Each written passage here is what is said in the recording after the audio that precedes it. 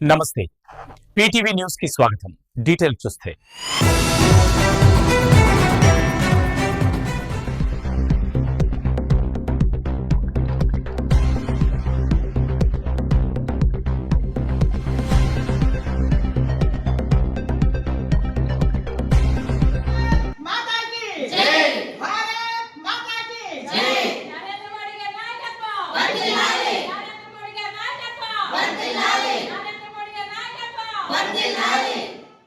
మహిళా reservation bill అమలును అడ్డుకున్న ప్రతిపక్ష ఇండియా కూటమి తీరుపై అంబేద్కర్ కోనసీమ జిల్లా బీజేపీ మహిళా నేతలు ఎన్డీఏ పక్షాలు తీవ్ర స్థాయిలో ధ్వజమెత్తారు. లోక్సభలో బిల్లు వీగిపోవడానికి కారణమైన విపక్షాల వైఖరిని మహిళా విరోధి చర్యగా అభివర్ణించారు. అమలాపురంలో బీజేపీ సీనియర్ నాయకురాలు చిట్టూరి రాజేశ్వరి ఆధ్వర్యంలో మంగళవారం ఏర్పాటు చేసిన మీడియా సమావేశంలో కూటమి మహిళా నేతలు ఆగ్రహం వ్యక్తం చేశారు. విపక్షాల తీరును తప్పుబట్టారు. మహిళా రిజర్వేషన్లను అడ్డుకోవడం ద్వారా విపక్షాలు మహిళల హక్కులను రాసాయని, రాబోయే రోజుల్లో మహిళలు దీన్ని క్షమించరాదని హెచ్చరించారు. ఈ సమావేశంలో బీజేపీ జిల్లా ఉపాధ్యక్షులు చిలకమర్తి కస్తూరి, జిల్లా కార్యదర్శి మోక ఆదిలక్ష్మి, మైనార్టీ మోర్చా ప్రధాన కార్యదర్శి మహబూబ్ షాహీరా, మహిళా మోర్చా జిల్లా అధ్యక్షురాలు ఎల్లన్న శకుంతల, మహిళా మోర్చా జిల్లా ప్రధాన కార్యదర్శి కొండేటి జయలక్ష్మి, తేదేపా నుంచి ఎన్ దుర్గా, మేడిచర్ల మహాలక్ష్మి, దాసరి రామేశ్వరి, దొంగ గంగా భవానీ తదితరులు పాల్గొన్నారు. అందరికీ నమస్కారం. నా పేరు చిట్టూరి రాజేశ్వరి. నేను భారతీయ జనతా పార్టీలో ఉన్నాను. నారీ శక్తి వందన్ బిల్లు మోడీ గారు చాలా కష్టపడి పార్లమెంట్లో పెడితే 4 పార్టీలు TMC, DMK, Samajwadi party, Congress వీళ్ళు నలుగురు కలిసి నారీ శక్తి వందన్ బిల్లు 33% బిల్లు పాస్ చేయకుండా వాళ్ళు ఆపేరు. ఎందుకంటే మహిళలు ఎదురు రాకుండా వాళ్ళు ఇంట్లోనే మగ్గిపోవాలన్నట్టుగా వాళ్ళు ప్రయత్నం చేశారు. కానీ మోదీ గారు చాలా కష్టపడ్డారు. ఈ 4 సంవత్సరాల నుంచి బిల్లు పాస్ చేయకుండా కాంగ్రెస్ వాళ్ళు ఏంటో వాళ్ళ కుటుంబమే రాజకీయంలోకి రావాలి, వాళ్ళ కుటుంబమే ఉండాలి. 70 years నుంచి వాళ్ళే పరిపాలించారు, కాంగ్రెసే పరిపాలించింది. కానీ కొన్ని కాలం నుంచే మా పార్టీ బీజేపీ పార్టీ వచ్చే కాడి నుంచి దేశం మారింది, ప్రజలు కూడా మారారు. ప్రజలు బీజేపీ వచ్చిన తర్వాత మా పార్టీ చాలా అభివృద్ధి జరిపారు.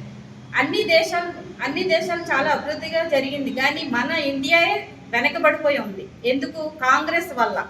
కాంగ్రెస్ ఎదగనీయకుండా చేసేసింది.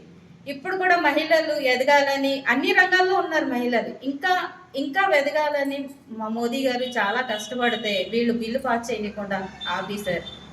సో మోదీ గారికి మేము మోదీ గారి సపోర్ట్ ఉన్నాం. మాలో బలం ఉంది.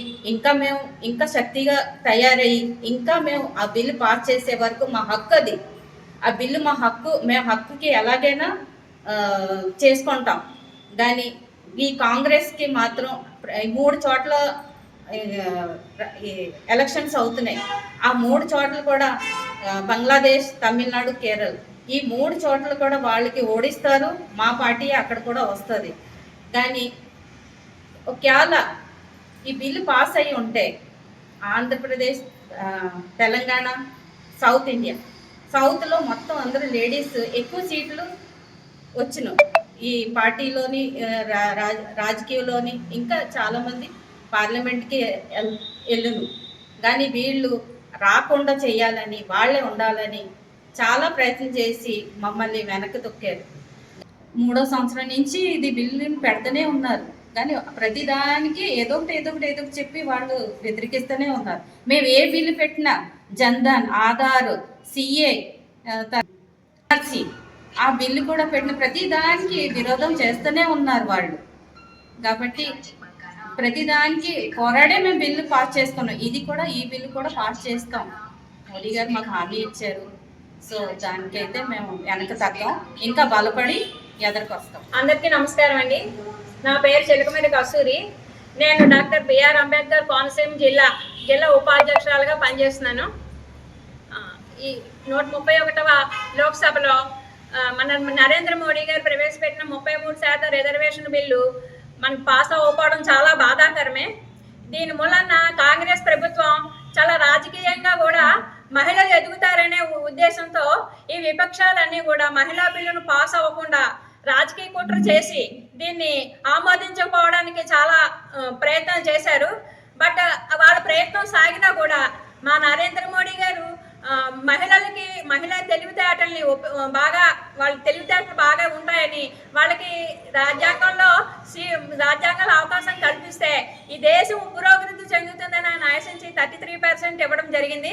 కానీ విపక్షాలు కాంగ్రెస్ మెయిన్గా రాహుల్ గాంధీ గారు రాజకీయ కుట్ర చేసి దీన్ని ఆపడం మూలన ఈ ప్రభుత్వంలో ఉన్న రాష్ట్రంలో ఉన్న మహిళలందరూ కూడా ఏమీ ఆగరు, ఎక్కడ తగ్గేది లేదంటూ దీనికి ఇంతకింత కూడా మేము వీళ్ళు రాబోయే ఎన్నికలలో వీళ్ళకు మూల్యం చెల్లించాల్సి వస్తుందని వీరు చేసిన విపక్షాలు కుట్ర మహిళా రిజర్వేషన్ ఆమోదం పొందకుండా చేసిన కుట్ర మూలన వీళ్ళు రాబోయే కాలంలో ఎన్నికల్లో మూల్యం చెల్లించాల్సి వస్తుందని మేము మీడియా ముఖంగా తెలియజేస్తున్నాం.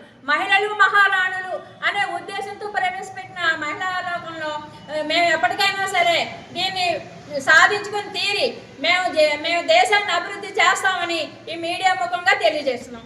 నా పేరు మహబూబ్ షాహీరా. నేను డాక్టర్ బిఆర్ అంబేద్కర్ కోనసీమ జిల్లా అమలాపురం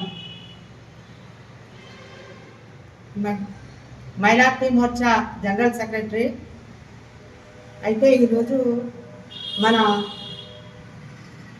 భారత ప్రధాని పార్లమెంట్లో ప్రవేశపెట్టబడిన 33% మహిళా బిల్లును వ్యతిరేకించటం వల్ల ఈ పోరాటాలు జరుపుకోవాల్సి వచ్చిందండి.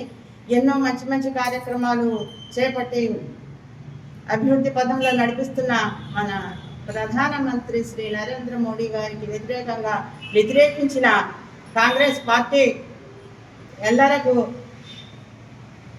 హెచ్చరిక మా మహిళా లోకం తరపున హెచ్చరిస్తున్నామండి.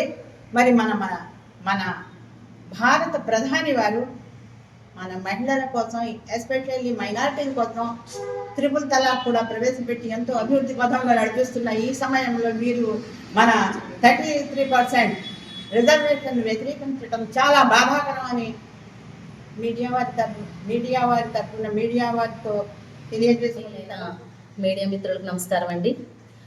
ఈరోజు మనం భారతదేశ రాజకీయ చరిత్రలో ఒక అత్యంత కీలకమైన అంశంపై మేమందరం మహిళలందరం సమావేశం అవ్వడం జరిగింది. ఈ మహిళా రిజర్వేషన్ బిల్లుపై భారత రాజకీయ చరిత్రలో ఒక మైలురాయిలా మిగిలిపోతుందండి. ఈ మహిళా బిల్లు రిజర్వేషన్ 33%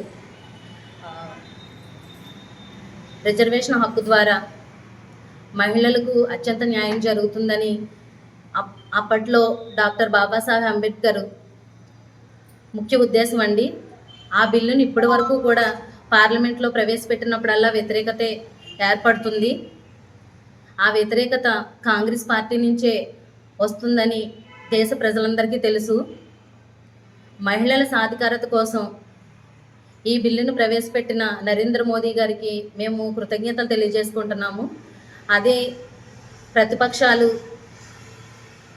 అడ్డుపడిన, రాజకీయ పార్టీలు అడ్డుపడిన మహిళలందరం ఈ బిల్లును సాధించుకునే వరకు మేమందరం పోరాటం చేస్తామండి. అందరికీ నమస్కారం అండి. నేను కొండేటి జయలక్ష్మి, జిల్లా మహిళా మోర్చా జనరల్ సెక్రటరీని. మన భారత దేశంలో మహిళల్ని చాలా గౌరవిస్తూ ఉంటారు. అలాంటి మన భారతదేశంలో ఉండి రాహుల్ గాంధీ గారు మహిళా బిల్లును అడ్డుకోవడం అనేది చాలా బాధాకరం. ఆయన ఇలాంటి వ్యాఖ్యలు చేయడం అనేది చట్టనిత్యం తప్పని నేను తెలియజేస్తున్నాను.